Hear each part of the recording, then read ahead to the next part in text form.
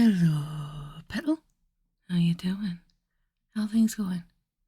I think spring has springed, kinda, sorta. Well, if my hay fever's got anything to do with it, then yes, spring has springed. I had a lovely experience this morning. Just kind of trying to tidy the garden up a bit, masked up to the max, and trying to trim a tree back. And I found a bird's nest, and it was a blackbird's nest. It's got 4 eggs in it, so I had to kind of like just leave the tree as it was. I was like, oopsies, oh crikey, what am I going to do? So I just left it. It was. I thought I'd just leave it quiet. Just like went back inside, and then an hour later, Mrs. Blackbird was back in her nest, and it was like, oh, okay, I feel better about that. Because my next door neighbour's got a bird feeder, and he makes these lovely like gypsy caravans and I should say Romany caravans and lighthouses. He's a very, very good joiner and carpenter, and it's very, very pretty. And it's been the first time I've seen a nest in that tree, so I'm like, oh, I'll have to leave it for this year, and then I'll trim it back in the summer when it all dries out. So yeah, so that was a nice little thing that's happened, and the internet's been done, and there's no more people coming around doing stuff in the house for a bit. That'd be nice. Hopefully in summer do some decorating, but we shall see what we shall see. But enough about that, because I really should have asked how you guys were doing first and foremost. How are you? How are things? How's life going? Has spring springed? Autumn springed? Spring? My voice is a bit naff, I must apologise, but it's better than it's been the last few days, so I thought I would just take this opportunity to record Chapter 10 of Flying Dutch by our beloved Mr. Thomas of Holt. As I said, my voice is not quite on point, but I'm going to do my best for you because I love you guys and you are awesome. And if you do like it, if you could hit the like button, share, subscribe, and hit the notifications bell if you haven't already, that would be absolutely awesome. And I appreciate you. Yes. Chapter 10 of Flying Dutch by Mr. Tom Holt. What I need, Danny said, is a helicopter. The voice at the other end of the telephone wire told him what, in his opinion, Danny really needed. And it was not a helicopter. If I had a helicopter, said Danny, mentally pigeonholing the recommendation, I could fly over the ship and the lads wouldn't be exposed to the waste fumes. That way, there'd be no problems from the health and safety at work angle. I take it that's what you are worried about. To a certain extent, yes, said the voice. Mostly, though, I'm worried about having a producer who's as crazy as a jaybird loose in Dorset. I think it's probably about time you came home and did play school for a bit, just until you're feeling better. Look, Danny hissed. You remember our deal, right? About a certain cover-up. I don't want to have to remind you. Funny you should mention that, said the voice. I've been chatting to a couple of other people over lunch, and I think you'll find they remember it rather differently. In fact, they seem to think that you had quite a lot to do with that, what did you call it? Danny felt his knees weaken. You bastard, he whispered. You wouldn't dare stitch me up like that. I've got memos. So have I, said the voice casually. Very good ones too. I wrote them myself just now. I think it's time you came home. Suddenly, Danny noticed that the hair on the back of his neck was beginning to rise. Just a moment, he said. Then his phone card ran out. The phone card revolution, like the French, American and Russian revolutions, is a phased phenomenon. In Phase 1, they scrapped all the coin boxes and replaced them with card boxes. In Phase 2, whenever that comes about, they will start providing outlets where you can buy phone cards. We may not see it, nor our children, nor yet our children's children, but that really is beside the point. Every revolution causes some passing inconvenience to the individual. Ask Louis XVI and Marie Antoinette. As he wandered through the streets, or rather street of West Bay in search of an open post office, Danny was thinking hard. So there was going to be a cover-up, was there? A cover-up of the original cover-up, but what was this cover-up really covering up for? Not the original cover-up, surely. That was already well and truly covered, and nobody in his right mind would risk blowing the cover for anything so trivial as the cost of a few hours helicopter hire. The only possible explanation was that this rather obvious warning to lay off was designed to get him off the story he was on, and in other words, it was a sublimated or double bluff cover-up. Despite his natural feelings of anxiety, Danny couldn't help licking his lips. It was the sort of situation he had been born to revel in, and revel in it he would. just as soon as he could get somewhere where he could sit down and get all the complications straight in his mind with the aid of a few charts and Venn diagrams. Then he would see about helicopters. He found the camera crew in the Rockcliffe Inn, which had opened again shortly after Jane and Vanderdecker had left. Soon it would close again. "Right," said Danny briskly. "Drink up. We'd better get on with it while there's still some light left." They ignored him, but he was used to that. He changed a £5 note, found the telephone in the corner of the pool room, and called a number in Shepherd's Bush. "Dear God," said the voice at the other end. "Not you again. Do you ever do anything besides call people up on the phone?" "Yes," Danny replied. "From time to time I make television programmes.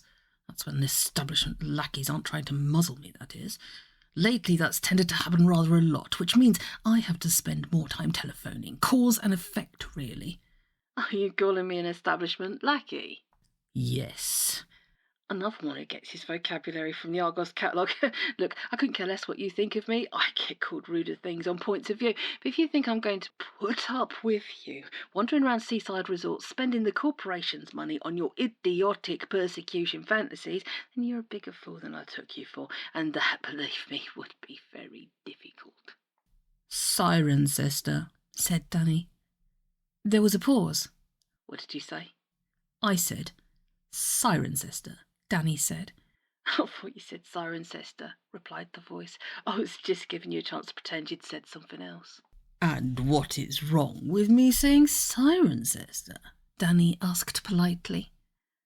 "Nothing, given the right context," said the voice smoothly. "In a conversation about Cotswold towns, nothing would be more natural. In the present case, though, a less charitable man than myself might take it as proof that you've finally gone completely doolally." The pips went, but Danny was ready for them. He shoved in another £1 coin. "I said Sirencester because I know you know what it means," he said. "Thank you," said the voice. "That's the nicest thing anybody's ever said about me. What are you gibbering on about?" "About the Sirencester group," said Danny, trying to sound cool and failing, "about your being a member of it." There was another pause, a long one this time. "So?" said the voice. "What of it?" "I was thinking," Danny said, "just now, when you were trying to muzzle me, I thought, why is this man trying to muzzle me? Then it hit me, right between the eyes. Sirencester, it's not you that's trying to muzzle me, it's the whole bloody lot of you. The group." "What possible connection is there between a select private literary society and you not making very silly documentaries?" "I like that," Danny said. "Select private literary society. On that scale of values, the Third Reich was a bowls club. I know what you lot get up to in that Neo-Georgia manor house on the Tetbury Road." Now, it must be pointed out at this juncture that Danny hadn't the faintest idea what went on there, although this was not for want of very strenuous trying, but the silence at the other end of the wire made it obvious that he had hit on something here. The effect of his previous threat had been pleasant, but this was incomparably better. "What was it you said that you wanted?" said the voice. "A helicopter." "Any particular make?" Danny was taken aback.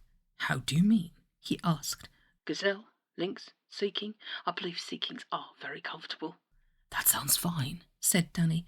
"So, I can hire one then, can I?" "Wouldn't hear of it," said the voice. "I'll order you one myself. Much quicker that way." "Oh," said Danny, with surprise, frowning. "That's very kind of you."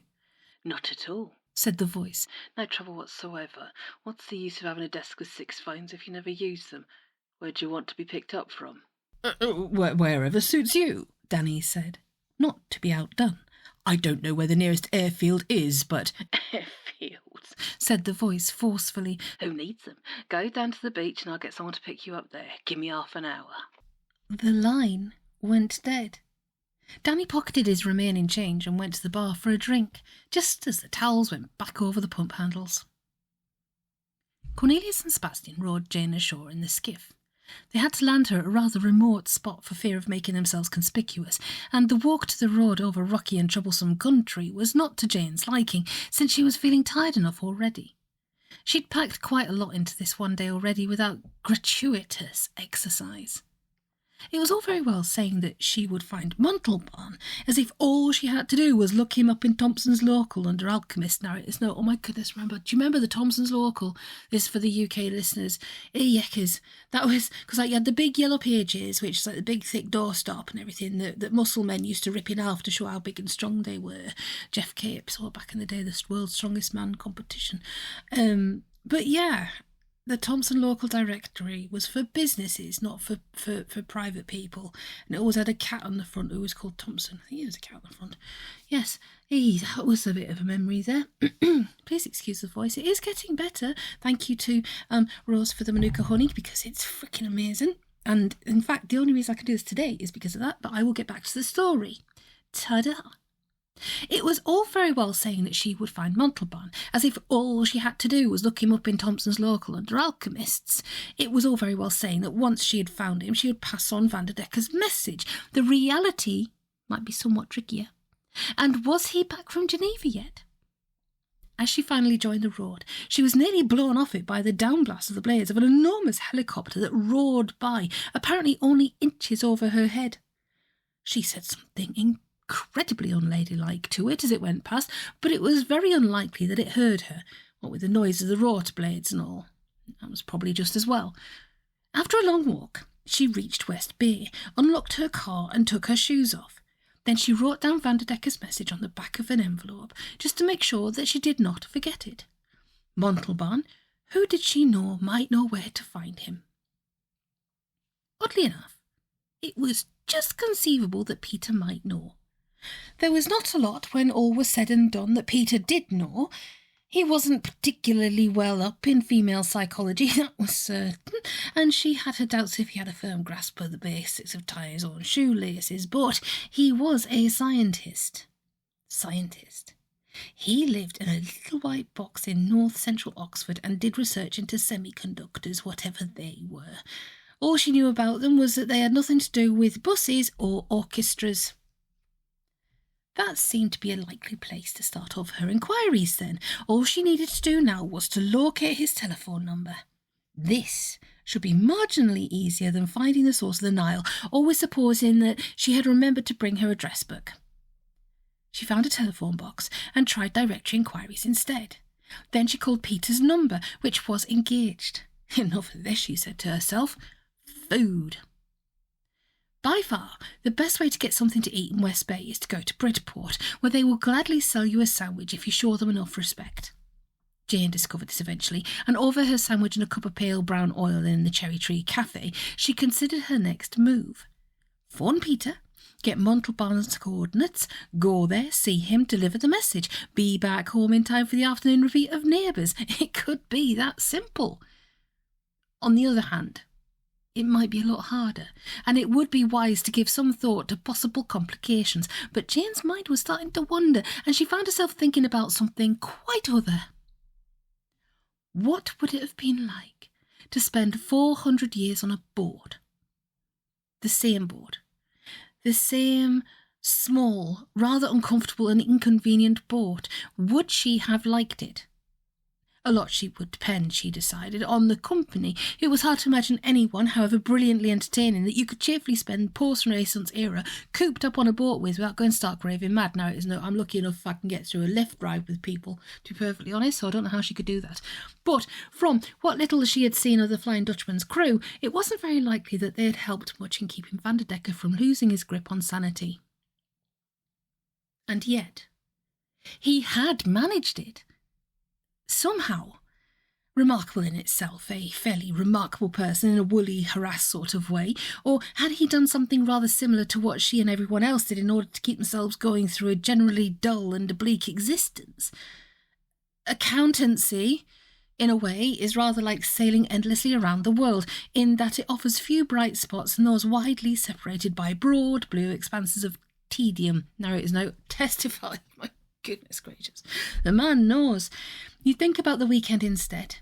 Now, in Vanderdecker's case, the bright spots came every 7 years, rather than 7 days. But once one had got used to it, the principle was probably the same. Jane shuddered. It was depressingly similar to her own situation, only worse. At least, all Vanderdecker had to do was find Montalban, reverse the alchemical process, and render himself marginally less smelly, and he would be fine.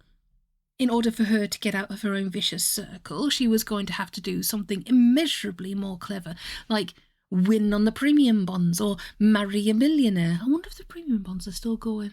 Don't think so, but, back in the days, that big computer used to pick a premium bonds number or somebody, I think, once a month, and they would win lots of money. Pre-lottery. I've never done a lottery. That's not really my jam, but, each their own. Vanderdecker, once he was adequately sanitised and had come to a grown-up understanding with the House of Fugger, would be able to live out the rest of time in peace and luxury. She hadn't even got round to organising her pension scheme yet. Some people, she said to herself, have all the luck, and if I'd been able to persuade him to come to that grown-up understanding with the sock, perhaps I'd be out of it and free too. But she let that thought go. If the Flying Dutchman did decide to cash in on his policy, then good luck to him. He'd earned it, in a way, and she wasn't going to be one to bounce him into anything. Jane dragged her mind back from its reverie and considered the crust of the sandwich and the gritty residue of her cup of coffee. That more or less wrapped up the nutritional side of things for the time being. It was time to try phoning Peter again. "Hello, Peter," Jane said. "Where can I find Professor Montalban?" "Hello, Jane," said a rather surprised voice, rather as one would expect Rip Van Winkle to sound, as if someone had woken him up in the early 1830s and asked him the time of the next bus to San Bernardino. "Is that you?" "Yes," said Jane. "Montalban. Where?" "Professor Montalban?" "No, Archbishop Deacon Montalban. Where can I find him?" "It's been ages since I heard from you," Peter said. "How have you been keeping anyway?" Jane wanted to scream, but it was one of those phone boxes that aren't closed in. "I've been keeping nicely, thank you, Peter. I put it down to the formaldehyde face packs. Professor Montalban, what's his address? Where does he live? You do know, don't you?" "No." "Then why the hell didn't you say so, you furry-brained clown? You don't?"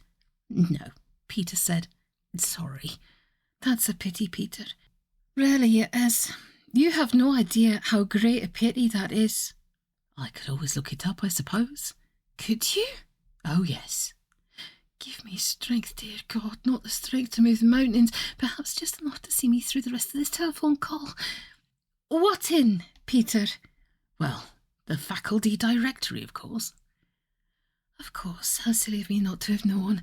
That sound you can hear is me slapping my wrist. And do you have a copy of it handy, Peter?" "Naturally." Peter sounded a trifle offended. "It's right here on my desk now." "That's good, Peter. I think we're getting somewhere at last. How would it be if you opened it at the letter M?" She counted 5 under her breath, to give him time. "You there, Peter?" "Yes." "Montalban, Peter. At a guess I'd say it was somewhere between Mellish and Moore. Any luck?" "Hold on, I've dropped it. Oh, yes, here we are. Montalban. You want his address, you said?" "That's right," Jane said cheerfully. "You must be a mind reader." "Well," Peter said, "it's—" "Hold on," Jane squawked. "I've got to get a pencil." The pips went just in time. Jane crammed a £1 coin into the slot, then unearthed a pencil in the back of an envelope. "Ready," she said. "Fire away." "It's Greathead Manor, High Norton, near Cirencester." "Thank you." "Gloucestershire." "Oh, that's Cirencester. Do you know if he's back from Geneva?" "He is." "Well, thanks a lot, Peter. How's the thesis coming along, then?" "Not very well, I'm afraid," Peter said. "I keep having to go back and change the beginning." "Very difficult things, beginnings," Jane said. "Almost as difficult as middles and ends in my experience. Stay with it, Peter. Remember Robert the Bruce and the Spider. It's been lovely talking to you. Moustache. Bye." She retrieved her car, adjusted the rear-view mirror, put on her seatbelt and pulled out the chalk. According to her AA book, you could get to Cirencester by way of the M4 and a number of other reputable main roads. And although it was her experience that road maps generally tend to speak with forked tongues, particularly when dealing with the location of motorway service stations, it was certainly worth a try. As she turned the ignition key, something moved her to look out of the window and take one last glance at the little town of Bridport, where so much of such consequence had happened. The initial discovery at the bank, the visitor's book in the hotel, the curious ruined cottage, culminating in the dramatic meeting outside the boatyard, and her irrational, as yet undissected decision to involve herself deeper still in this improbable but magnetic adventure. The sun gleamed on the windows of the town hall, and the traffic lights seemed to wink at her like old friends. Perhaps she would come back again one day. Perhaps not. Perhaps she would never pass this way again, and this was to be the last time. Yippee! She said aloud, and let out the clutch. The cat woke up, uncurled its tail, and decided it would be nice to go for a walk.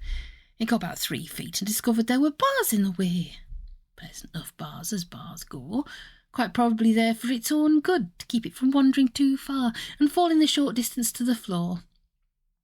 If there were wolves about, it might keep them out for at least 30 seconds, provided they were not too hungry. The cat considered all these possibilities and rejected them. It yowled. At the other end of the room, a man was playing a tall, elegant musical instrument, something halfway between a spinet and a harpsichord. It must be noted that he was doing so absolutely soundlessly, unless you counted the clattering of the keys under his rapidly moving fingertips. Hearing the yowl, he lifted his head and looked at the cage. He put down the lid of the musical instrument and walked across the room, stopping about halfway to pick up a dead mouse by the tail from a cardboard box of the kind that you put cream cakes in. "Here, pussy," he said in a rather embarrassed voice, for he was not used to addressing cats, small children, or any of the other forms of sentient life who have to be spoken to in a silly voice. In truth, he wasn't accustomed to talking to anyone who didn't have a first-class honours degree, and it showed. "Pretty pussy like a nice mouse, then." Pretty pussy yowled, and the man dropped the mouse down through the bars of the cage. The cat ducked and thereby avoided being hit on the head. He didn't look particularly grateful for the kind thought either.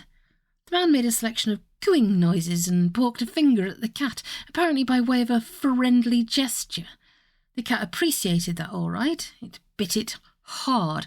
The man winced slightly and withdrew the finger. It was undamaged.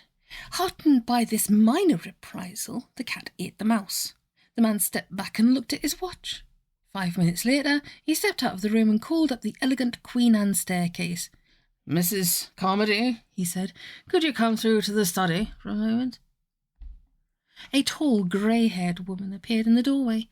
She was wearing an apron over a fiendishly expensive Ralph Lauren original, and her hands were covered in flour.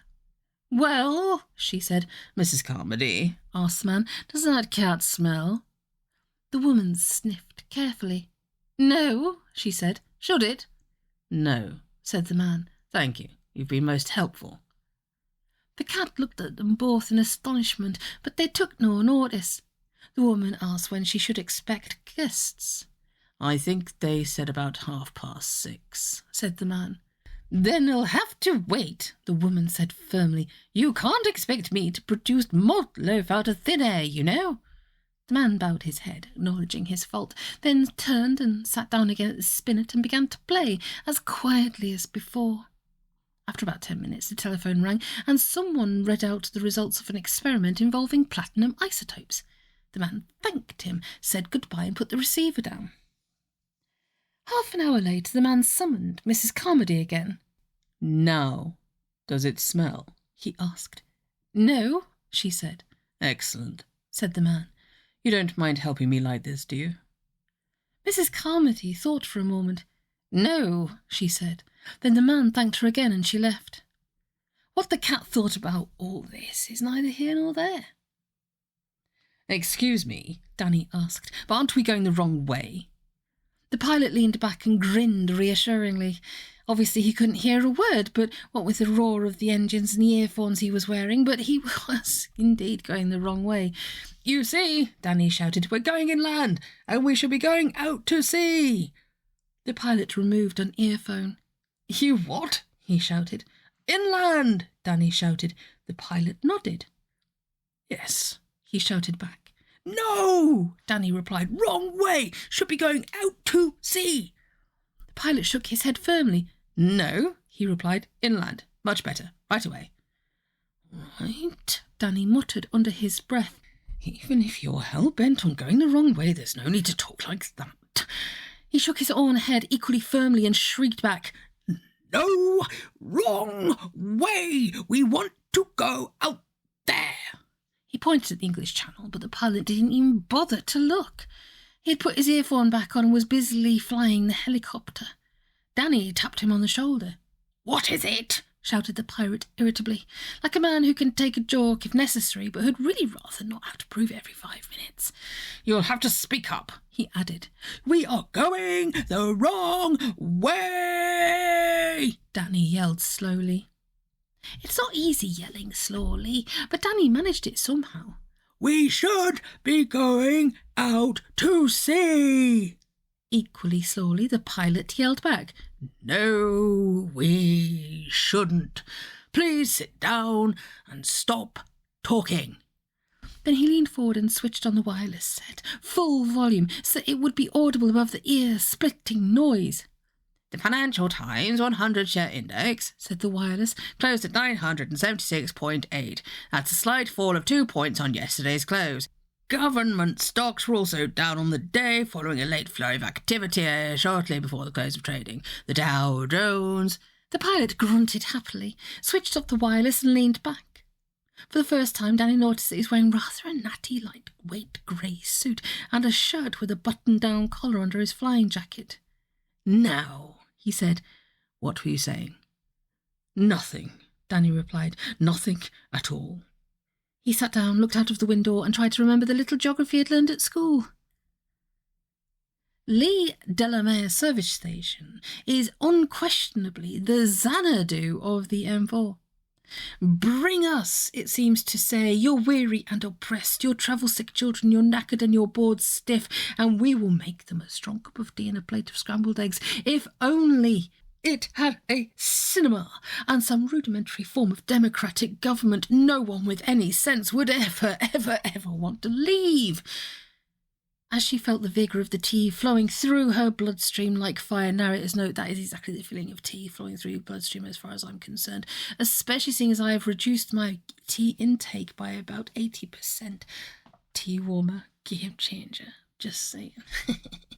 But yes, it is that feeling, like drink a nice cup of tea, it's like, I digress. As she felt the vigour of the tea flowing through her bloodstream like fire, Jane began to take stock of her situation. It was all very well saying, "I will arise and go now and deliver Vanderdecker's message to Professor Montalban," but there were imponderables. He might not be in. He might not wish to see her. She might not be able to find the High Norton, let alone Greathead Manor. There might be danger, or at least profound embarrassment. In other words, she summed up, why am I doing this? Good question, Jane Girl. Very good question indeed. As usual, when faced with a thorny problem, Jane wondered what her mother would say. That was relatively easy to extrapolate. Are you sure you're eating properly, Jane, dear? Jane finished the last mouthful of her jam doughnut, and her conscience was clear. Yes. Unfortunately, that left the original good question largely unanswered. Why are you doing this, Jane, dear? And is it really terribly sensible? What are your employers going to say? Do you still have employers? What will become of you, you reckless, feckless child? I used to be a board accountant, she said, until I discovered Bridport. Then I got caught up in the destiny of mankind, and I became a sort of knight-errant for the sock. Quite by chance, I tracked down the wholly improbable person I was sent to find, and I offered him the deal I was sent to offer him. He turned it down. I should now report back to my superiors and get back to doing some accounts, except that my superiors have turned out to be rather spooky people, and I've got to get myself into such a mess now that it doesn't seem terribly prudent to go back. Don't ask me how this happened. It was none of my doing, and I suspect that I'm not cut out for this sort of thing, but it wouldn't do to think too closely about it for fear of suddenly going completely mad. Besides, I don't really want to be an accountant anymore. I'm therefore going to a place called High Norton, see a very old alchemist and give him a rude message. What then? If I do all right, and whatever Captain Vanderdecker has up his sleeve works out, what then? When I suddenly decided to be on Vanderdecker's team, what was going on inside my silly little head? Well, Jane said to herself, Captain Vanderdecker has lots and lots of money in a rather peculiar way. If he manages to get what he wants from Professor Montalban, no doubt he could be persuaded to express his immense gratitude in physical terms. Then Jane can live happily ever after and won't have to go to work ever again. Provided that Vanderdecker really exists, of course, and this whole thing isn't the result of an injudicious bedtime cheese sandwich, and if it is, why then we'll wake up and go to work as usual. Fine. But that's not the reason, is it?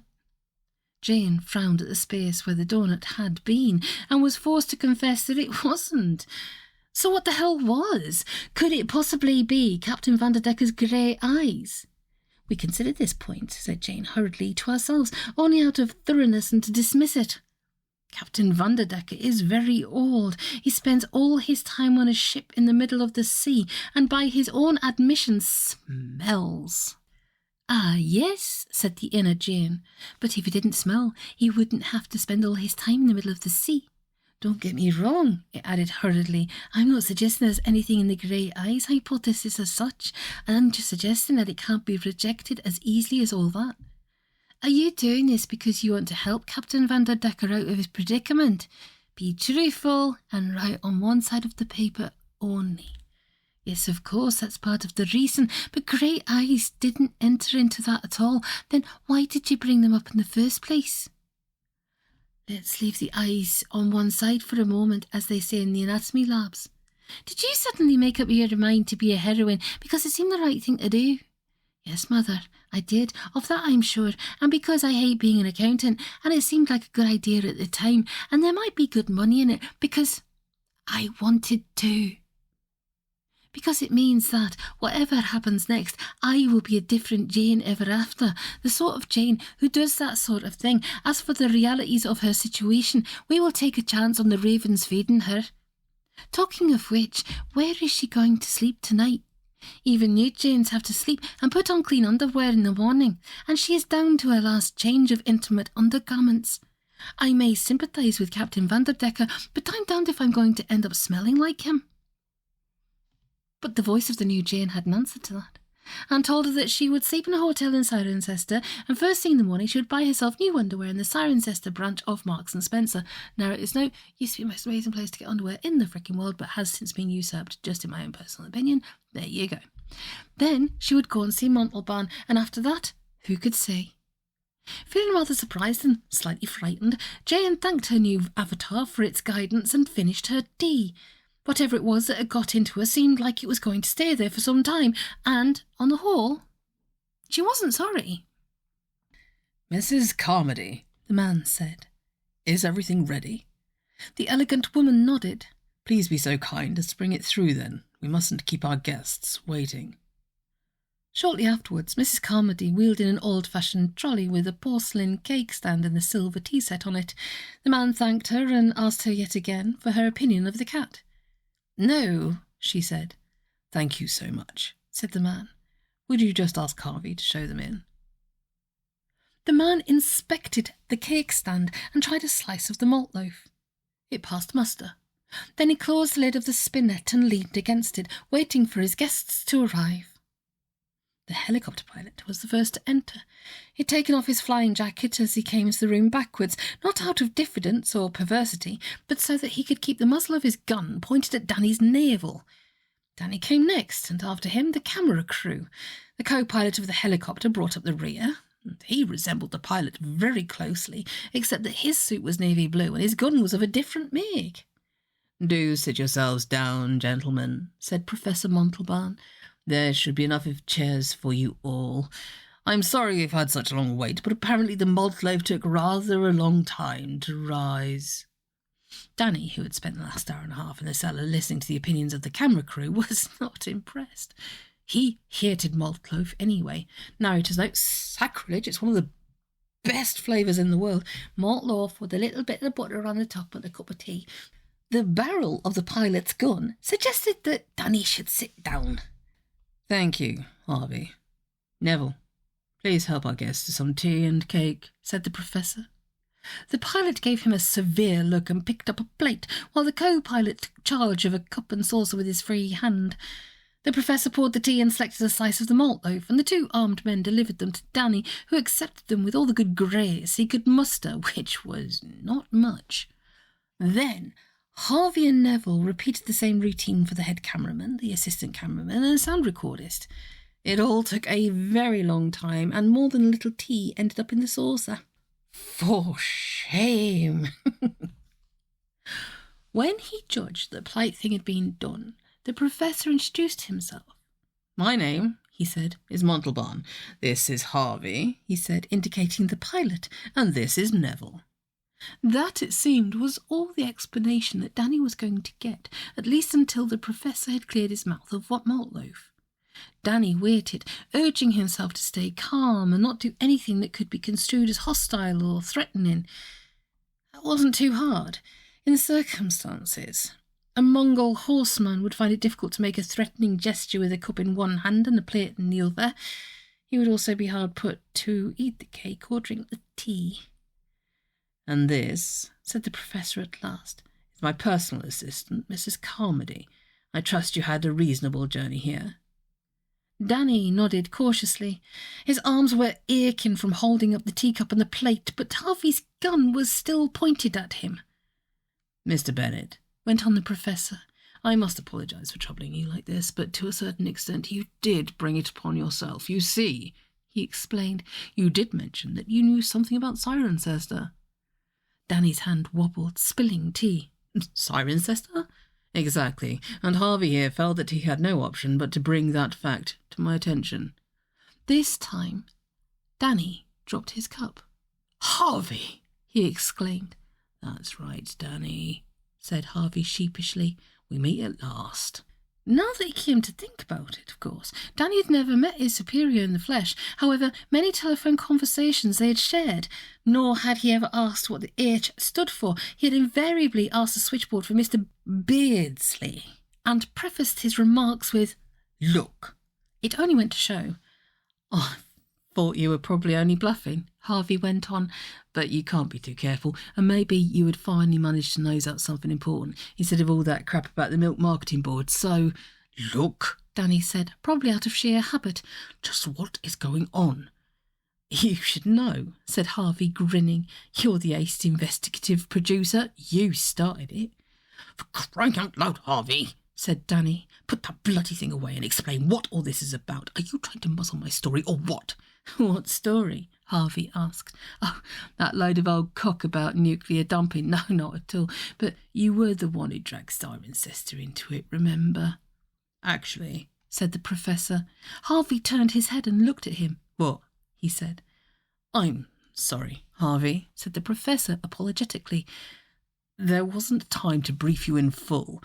It was Mr. Bennet's film of the old ship's race that made it necessary to bring him here." "Now, wait a minute," Harvey said, and Danny saw that he wasn't taking any notice of him anymore. To be precise, the gun was pointing at the floor. Similarly, Neville had one hand full with a rather sticky slice of malt loaf and was using the other to hold his plate under his chin to catch the crumbs. It was now or never. Danny decided. He sprang. There was suddenly a great deal of movement, and we shall do our best to cover it sector by sector. Then we will join up the various parts to form a concerted picture. The cat woke up, arched its back, and started sharpening its claws on the piece of chair leg thoughtfully provided for that purpose. The assistant cameraman hit Neville with a small padded footstool. Neville dropped his plate and fell over, and the assistant cameraman sat on him and removed his gun from his inside front pocket.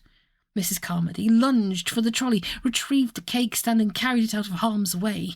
A slice of malt loaf toppled off it onto the carpet and was ground into the pile by Danny's heel, but that comes later.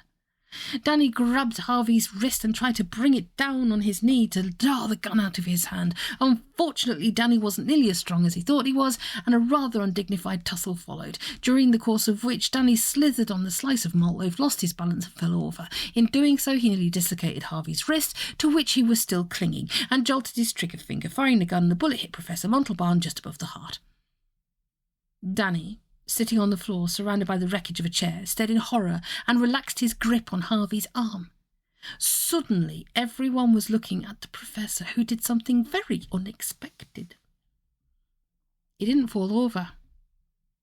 "Please, Mr. Bennet," he said, removing a flattened bullet from the lapel of his jacket for all the world as if it were a poppy on the day after Armistice Sunday, "I must ask you to be more careful. There could have been an accident, you know." Harvey expressed himself rather more vigorously and placed the barrel of his gun in Danny's ear.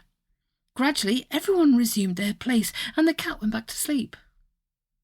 "Perhaps," said the Professor, "I had better explain."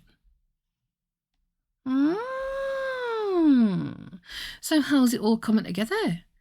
How's Danny connected to Harvey, connected to the Professor, connected to Cirencester, which is a really ridiculously spelled word, but I've been to Cirencester, quite a nice place actually. But, ooh! So, lovely, lovely beans. I appreciate you. I appreciate you for visiting all the time, and I could keep doing my very, very best for you throughout spring and summer, because we know it gets a bit feisty. And we are going to pick up the dregs of last year, and we're going to really just go rawr and stuff. So, if you're too cold, wrap up warm. If you're too hot, hydrate, hydrate, hydrate. But most of all, take care, Petal.